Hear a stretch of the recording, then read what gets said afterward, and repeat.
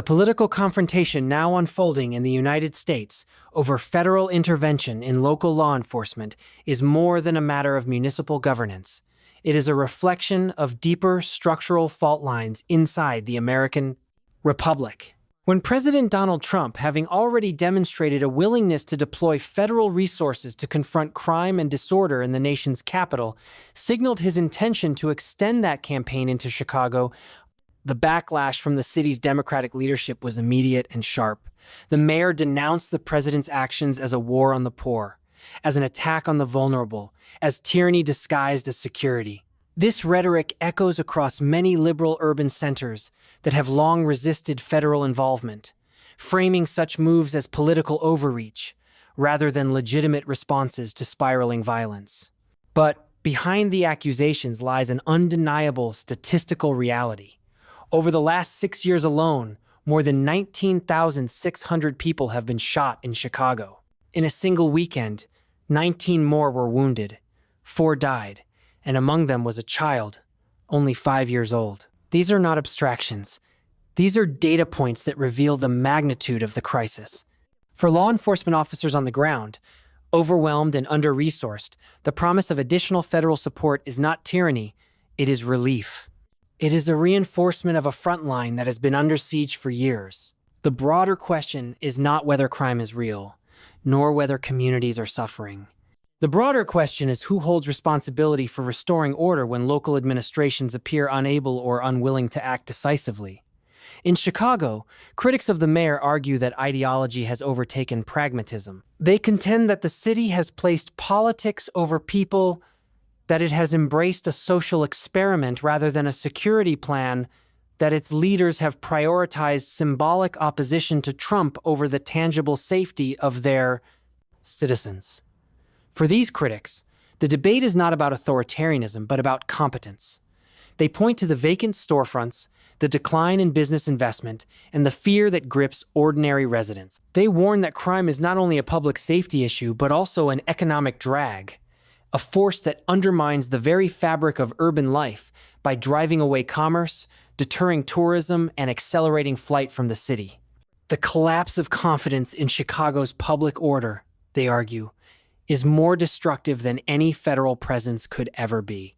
Yet, from the perspective of the city's leadership, to accept federal intervention is to accept humiliation. It is to acknowledge that Chicago cannot govern itself. It is to surrender to an external political agenda imposed from Washington. Thus, the struggle is not only about crime statistics, but about sovereignty, about pride, about who truly commands authority in the American Federation. The American experiment has long wrestled with this tension between local autonomy and federal supremacy. The civil rights era of the 1960s saw federal troops deployed to enforce desegregation against the will of state and local governments. The aftermath of Hurricane Katrina in 2005 sparked heated debate over whether the federal government should have intervened more directly in New Orleans. More recently, the deployment of federal officers to Portland during unrest in 2020 reignited questions about the limits of presidential authority. Trump's current actions in Chicago therefore fit within a historical continuum. He is not inventing a new doctrine, but reasserting an old one, that when local governments fail to maintain order, the federal government can and must act. The legal arguments may be contested, the political optics may be divisive, but the precedent exists. And every precedent carries geopolitical weight. For America's allies and adversaries alike, what matters is not the legal minutiae, but the image projected. Is the United States capable of governing its own cities, or is it fracturing from within? When viewed from abroad, the spectacle of an American president clashing with a major American city takes on a different dimension. For Beijing, for Moscow, for Tehran, the images of violence in Chicago are not simply domestic incidents. They are propaganda gifts. They reinforce narratives that America is unstable, that liberal democracy cannot maintain order, that Western systems of governance are decadent and failing. Every shooting in Chicago becomes another data point in foreign media describing the decline of the American empire. Every protest against federal involvement is framed as proof of disunity. Thus, the internal conflict between Washington and Chicago reverberates globally. It undermines American soft power. It complicates the credibility of U.S. criticism of other nations' domestic governance. How can Washington lecture others about stability? Foreign leaders ask, when it cannot control its own streets. How can the American model inspire emulation when it is associated with violence, vacancy, and decay? These are the questions that authoritarian regimes amplify, using Chicago's crisis as a mirror to reflect back the United States' own vulnerabilities. Yet, the geopolitics cut in both directions. For allies of the United States, particularly in Europe and Asia, the capacity of Washington to project authority internally is tied directly to confidence in American leadership externally. If the federal government is paralyzed by local resistance, it suggests weakness. If, however, the president demonstrates the will and ability to impose order, it signals strength. It tells allies that America can still marshal its resources decisively, even in the face of domestic opposition. It reassures them that beneath the partisan noise, the executive branch retains coherence and control. Thus, Trump's crackdown in Chicago is not only a battle with a mayor, it is a demonstration to the world of federal resolve. Whether one views this as authoritarian overreach or as responsible governance, the strategic calculation is the same. Global audiences are watching, and they are drawing conclusions about the durability of American power. The domestic political dynamics are equally significant. The mayor frames Trump's actions as tyranny, as a war on the poor. This rhetoric seeks to mobilize a particular narrative, that federal intervention is not about security but about oppression. It casts the homeless and vulnerable not as victims of crime but as victims of the state.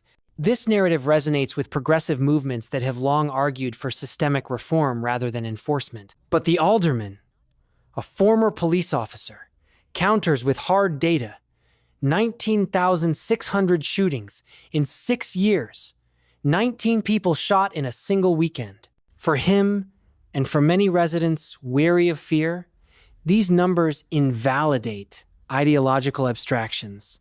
They speak to lived reality. They cry out for assistance from any quarter, federal or otherwise.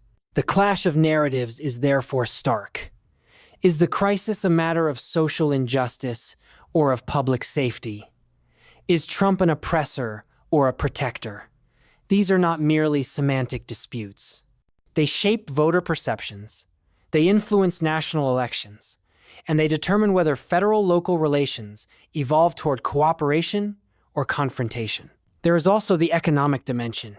Cities are not only communities of residents but engines of commerce.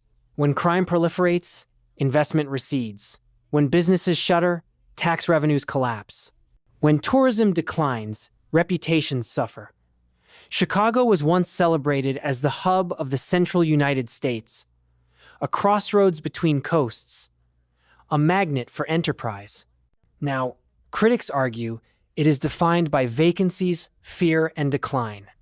This economic erosion is not contained within municipal borders. It reverberates through supply chains, labor markets, and regional development. If a great American city cannot guarantee basic safety, it undermines the attractiveness of the entire nation as a stable environment for business. Foreign investors notice, international corporations recalibrate. The perception of risk expands. Thus, the stakes of Trump's intervention are not confined to policing, they encompass economic credibility. To restore order is to restore confidence. To fail is to concede decline. Finally, there is the ideological battle. The alderman spoke of socialism as the reigning influence at the top of the city's administration. Whether one agrees with the label or not, the accusation underscores a deeper contest over the soul of American urban governance. On one side, a progressive vision that emphasizes systemic critique, redistribution, and resistance to federal authority. On the other, a conservative vision that emphasizes law and order, national unity, and the primacy of federal responsibility. Chicago becomes the battlefield where these visions collide. Trump's intervention is therefore not only a policy measure but a symbolic strike against a model of governance he opposes. For him and his supporters, to bring order to Chicago is to prove the superiority of their vision. For his opponents, To resist is to defend local autonomy and ideological integrity. The outcome will not resolve the conflict, but it will set the tone for future engagements between federal power and urban leadership. In the end, the confrontation in Chicago illustrates a fundamental truth about the United States in the early decades of the 21st century.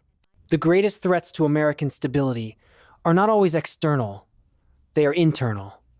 Crime, governance, ideology, and perception converge to create fractures that adversaries exploit and allies fear.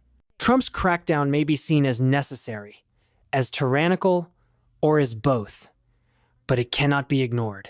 It is a test of federal resolve, a measure of local resilience, a signal to global observers, and a mirror held up to the American experiment itself. The numbers tell a story of violence, the rhetoric tells a story of division, the geopolitics tell a story of vulnerability. Whether this moment becomes a turning point toward restoration or a symbol of decline depends on choices made now by leaders in Washington, by officials in Chicago, and by the American people who must decide what kind of order they wish to inhabit. The world is watching, and it is drawing conclusions that will shape not only the fate of one city, but the credibility of an entire nation.